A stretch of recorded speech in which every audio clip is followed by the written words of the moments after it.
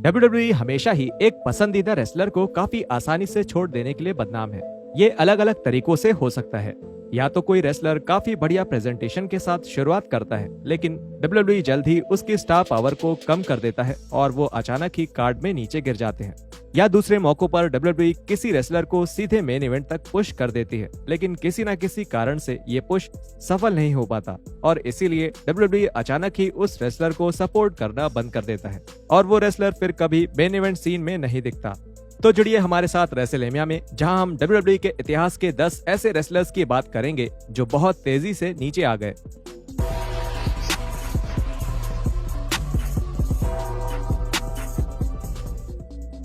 ऐसे हीरोज की wrestling videos के लिए हमारे चैनल को सब्सक्राइब करके नोटिफिकेशन बेल दबाना ना भूलें और एक्सक्लूसिव लिस्ट के लिए हमें फेसबुक पर फॉलो करें।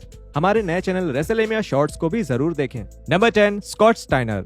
WCW वर्ल्ड चैंपियन रह चुके स्कॉट स्टाइनर ने 2002 में WWE के सर्वाइवर सीरीज इवेंट में वापसी करी। उनको ऑडियंस से जोरदार तालियां मिली और ये साफ था कि फैंस स्टाइनर को WWE में बहुत आगे तक देखना चाहते थे। स्टाइनर को रॉ में साइन किया गया और उन्हें ट्रिपल एच के साथ वर्ल्ड टाइटल की लड़ाई में डाल दिया गया।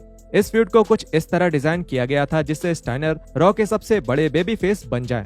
लेकिन रॉयल रंबल पेपर व्यू में ट्रिपल एच के साथ स्टाइनर के मैच में ये साफ पता चल गया था कि अब स्टाइनर में वो काबिलियत नहीं रही जो उनमें पहले हुआ करती थी।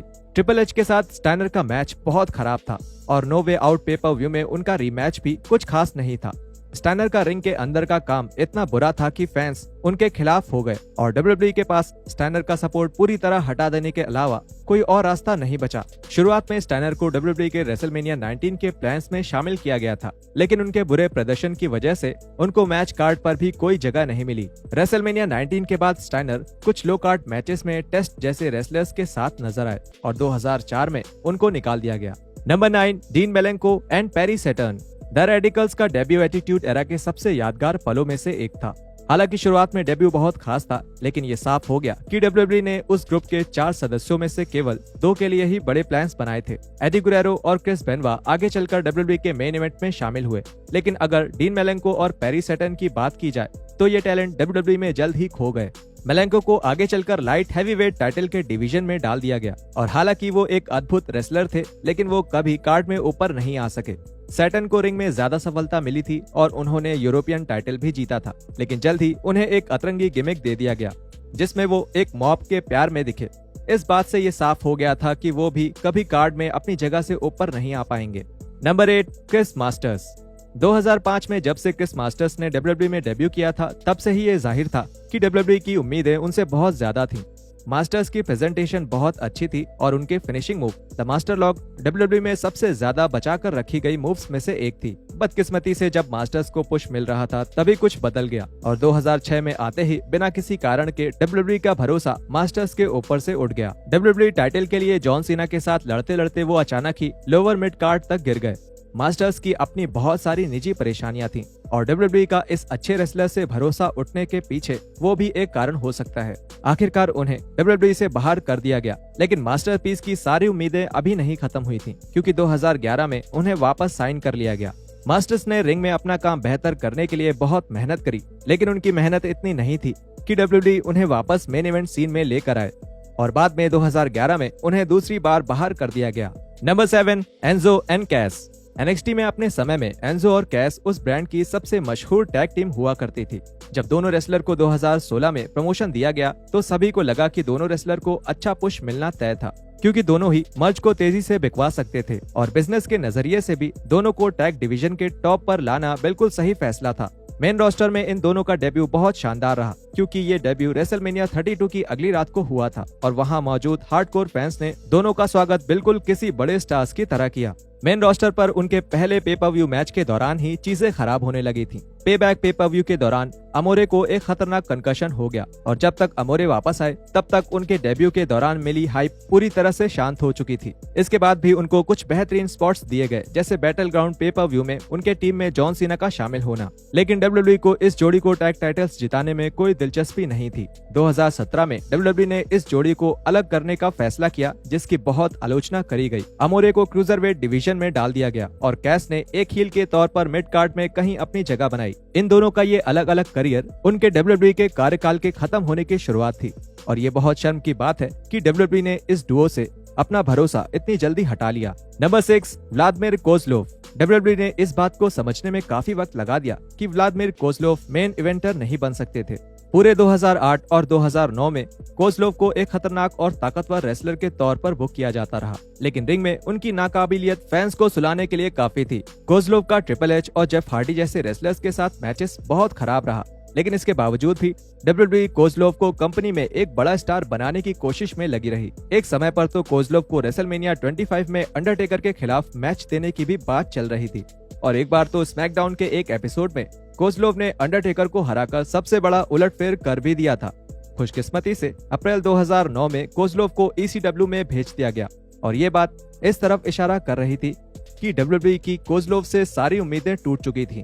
बाद में उन्होंने कोज़लोव को एक कॉमेडिक किरदार दिया और कोज़लोव ने सेंटिनो मारेला के साथ साझेदारी करी। ये कोज़लोव के डब्ल्यूडब्ल्यूई करियर का सबसे यादगार और मजेदार किरदार था। हालांकि ये उन दिनों से बहुत अलग था जब वो ट्रिपल एच और अंडरटेकर के साथ लड़ा करते थे। Number 5, Alex Riley. जब 2011 में एलेक्स रायली ने द मिज को धोखा दिया तब वो बेहद मशहूर हो गए थे। रायली पूरे रोस्टर पर मौजूद सबसे मशहूर रेसलर्स में से एक थे और जब उन्होंने कैपिटल पनिशमेंट इवेंट में द मिज को हरा दिया तब ये तय हो गया था कि उन्हें मेन इवेंट पिक्चर में शामिल किया जाएगा। लेकिन कुछ ही महीनों में उनका पुश खत्म कर दिया गया और वो अपने सभी मैचेस हारने लगे और इससे पहले कि फैंस को समझ आता वो लगातार 12 मैचेस हार चुके थे। उसके बाद उन्हें NXT में एक कमेंटेटर के तौर पर भेज दिया गया और 2016 में उन्हें निकाल दिया गया, जिसके बाद उनका ये असफल WWE करियर खत्म हो गया। ऐसी अफवाह है कि रायली का पुश खत्म करने के पीछे बैकस्टेज पॉलिटिक्स का बड़ा हाथ था, लेकिन जो भी हो, किसी का पुश अचानक से इस तरह हटते देखना काफी अजीब तो था। Number 4, Diamond Dallas Page. हालांकि डायमंड डैलास पेज की शुरुआती स्टोरी लाइन को डब्ल्यूडब्ल्यूई में फैंस ने पसंद नहीं किया था, लेकिन कम से कम वो डब्ल्यूडब्ल्यूई में दी अंडरटेकर जैसे बड़े स्टार्स के साथ काम कर रहे थे। जब ये बदनाम लड़ाई खत्म हो गई तब डब्ल्यूडब्ल्यूई को समझ आ गया कि डीडीपी एक टॉप लेवल के रेसलर नहीं थे और उन्हें लोअर मिड कार्ड में नीचे गिरा दिया गया। आगे चलकर वो यूरोपियन चैंपियन भी बने और ये उन उम्मीदों से बिल्कुल अलग था जैसा फैंस ने 2001 में सोचा था जब डीडीपी ने डब्ल्यूडब्ल्यूई में अपनी शुरुआत करी थी। वो बहुत ज्यादा टैलेंटेड थे और डब्ल्यूडब्ल्यूई के फैंस उनके साथ बहुत अच्छे से जुड़ सकते थे अगर डब्ल्यूडब्ल्यूई ने उनका इस्तेमाल अच्छी तरह से किया होता तो। Number 3, sanity.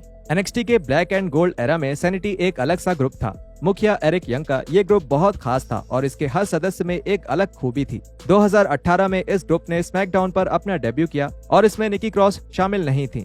इस ग्रुप को द न्यू डे के साथ एक हाई प्रोफाइल लड़ाई में डाला गया, जिसके अंत में सैनिटी ने एक्सट्रीम रूल्स पेपर व्यू में द न्यू डे पर एक बड़ी जीत हासिल करी। उस पेपर व्यू में जीत के बाद ये स्टेबल उस पूरे साल के लिए टीवी से गायब रहा और इसका कोई ठोस जवाब भी नहीं मिला। डब्ल्यूडब्ल्यूई ने इस स्टेबल से सारी उम्मीदें खो दी थी और आखिरकार जब अप्रैल 2019 में सैनिटी ने वापसी करी भी तो सिर्फ द मिज के खिलाफ एक 3-on-1 हैंडीकैप्ड मैच में हारने के लिए, जिसके बाद इस ग्रुप से पूरी तरह सबका भरोसा उठ गया। Number 2, Taz. जब बात डब्ल्यूडब्ल्यूई में यादगार डेब्यूज की होती है तो साल 2000 के रंबल में टैज का डेब्यू ह्यूमन सुप्लेक्स मशीन को पेश करने के लिए सबसे बेहतरीन माना जाता है। टैज ने मैडिसन स्क्वायर गार्डन में अपना डेब्यू करते हुए उन्होंने कर्ट एंगल को हरा दिया और वो एक बड़े स्टार की तरह ही लग रहे थे जो कंपनी में बहुत आगे जा सकते थे। बदकिस्मती से इस बेहतरीन डेब्यू के कुछ हफ्तों बाद ही टैज का डब्ल्यूडब्ल्यूई करियर तेजी से नीचे गिरने लगा और रेसलमेनिया 16 में उन्होंने हार्डकोर बैटल रॉयल में हिस्सा लिया, जिसमें उनकी हार तय थी। इसके बाद टैज को कार्ड में अपनी जगह बनाने में काफी दिक्कत हुई और डब्ल्यूडब्ल्यूई में साल 2000 में जेरी लॉलर के साथ उनका एक बेतुका झगड़ा करवाया, जिसने कंपनी में टैज के हालात को कुछ खास ठीक नहीं किया। 2001 की शुरुआत होते होते टैज काफी हद तक दूसरे रेसलर्स को आगे बढ़ाने के लिए हारने वाले रेसलर बन चुके थे और रॉयल रंबल मैच में ये साफ तौर पर देखा जा सकता था। टैज उस मैच में केवल 10 सेकंड्स तक ही टिके, जिसके बाद केन के एक पंच से वो बाहर हो गए। उतने समय में तो उनका एंट्री म्यूजिक भी खत्म नहीं हुआ था।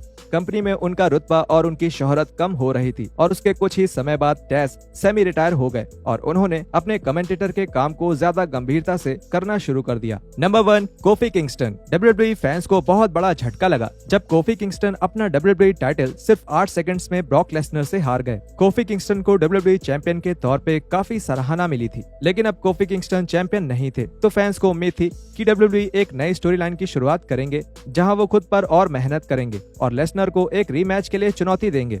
लेकिन WWE ने किंगस्टन को ऐसा दिखाने की कोशिश करी जैसे कि उन्हें टाइटल हारने से कोई फर्क ही नहीं पड़ा। उन्होंने कभी उस हार की बात नहीं करी और न ही उन्होंने टाइटल वापस जीतने में कोई दिलचस्पी दिखाई। ये एक अजीब फैसला था और किंगस्टन केवल 7 दिनों में एक चैंपियन से एक टैग टीम रेसलर बन गए। इतनी जल्दी टैग डिवीजन में वापस भेजा जाना किंगस्टन की शोहरत के लिए बहुत बड़ा झटका था, क्योंकि वो मेन इवेंट सीन में तेजी से आगे बढ़ रहे थे।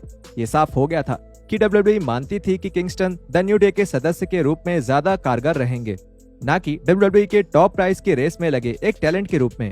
और यहाँ खत्म होते हैं WWE के 10 ऐसे रेसलर्स जो बहुत तेजी से नीचे आ गए। वीडियो के बारे में नीचे कमेंट करके हमें जरूर बताएं और हम मिलते हैं आपसे अगली वीडियो में ऐसे ही कुछ और रेसलिंग कंटेंट के साथ।